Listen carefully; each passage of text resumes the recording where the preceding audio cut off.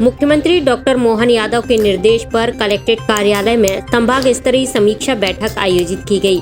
बैठक में अपर सचिव विनोद कुमार सहित लोक निर्माण मंत्री राकेश सिंह एवं संभाग के सभी जिलों के कलेक्टर, अधिकारी और जनप्रतिनिधि उपस्थित रहे। बैठक में विकास कार्यों के बारे में समीक्षा की गई और सरकार की योजनाओं के बारे में जानकारी दी गई। साथ ही विकास कार्यों को और तेज गति प्रदान करने के लिए किस तरीके से जनप्रतिनिधियों के साथ मिलकर अधिकारी विकास की गति को तेजी दें, इन सभी मुद्दों पर चर्चा करते हुए आवश्यक दिशा निर्देश दिए गए। माननीय मुख्यमंत्री जी के हम सभी आभारी हैं, जिन्होंने संभाग स्तरीय इस तरह की बैठकों का क्रम शुरू किया है।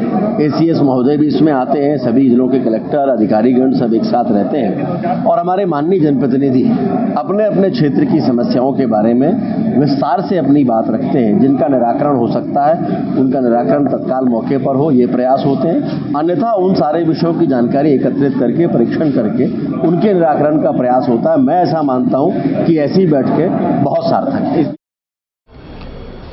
अधिकारी आंकड़ों के जाल में लोगों को उलझा के और एक रोजी पिक्चर देने की कोशिश करता है, जबकि जनप्रतिनिधि चूंकि जमीन से जुड़ा हुआ है, जनता से जुड़ा हुआ है, उसके पास वास्तविकताएं रहती हैं। तो इस तरीके की जो समीक्षा बैठक हो रही है, समीक्षा बैठक में ये बात उभर के आई है।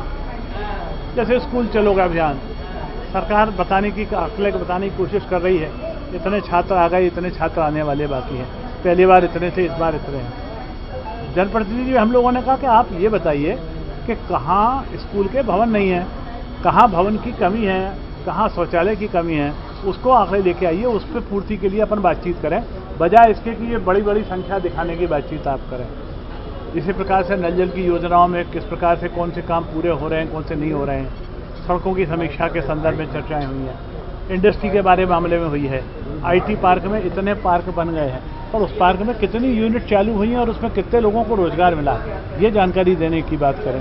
वो सरकारी अधिकारी इन बातों की जानकारियां देने में समर्थ नहीं हो पा रहे हैं। मैं लगता है कि इस बार जनप्रतिनिधियों ने जिस प्रकार के सवाल उठाएं, उसके कारण जनप्रतिनिधियों की भाव को और भावनाओं को सरकारी अधिकारी समझेंगे और अगली बार जब समीक्षा की बैठक होगी तब वो उस वास्तविक आंकड़ों को लोगों के सामने लेके आएंगे जिनकी जनता को जरूरत है।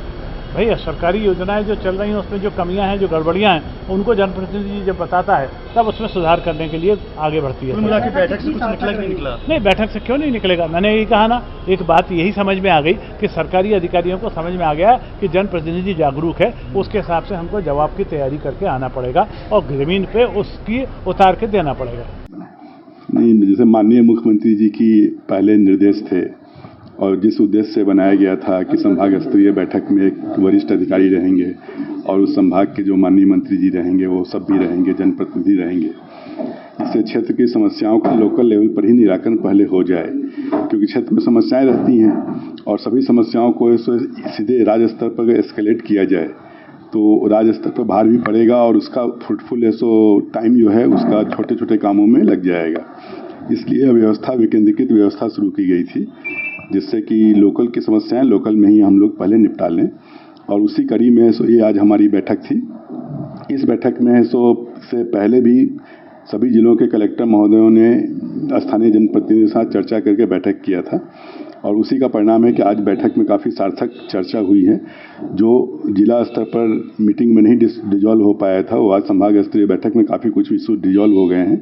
कुछ इशू जो नहीं डिजॉल्व हो पाए हैं वो सभी राज्य स्तर पर जाएंगे और राज्य स्तर पर सभी मुख्य सचिव की अध्यक्षता में बैठक होगी। फिर माननीय मुख्यमंत्री जी के भी इस पर समीक्षा करते हैं, वहाँ पर भी इस पर कार्रवाई होकर के जिससे क्षेत्र की समस्याओं को हम लोग दूर करेंगे। कुल मिला के ये बैठक बहुत सार्थक रही और सभी लोगों ने इसमें काफ़ी अच्छा योगदान दिया है। क्षेत्र की समस्याओं के बारे में उन्होंने बताया और हम लोग ने समस्याओं को सुलझाया भी है अधिकारियों की मदद से और इसमें आगे भी हम इसी प्रकार से समस्याओं को सुलझाते रहेंगे और जबलपुर संभाग के सभी विकास के कार्यों को हम लोग गति देते रहेंगे। SK news live Jabalpur.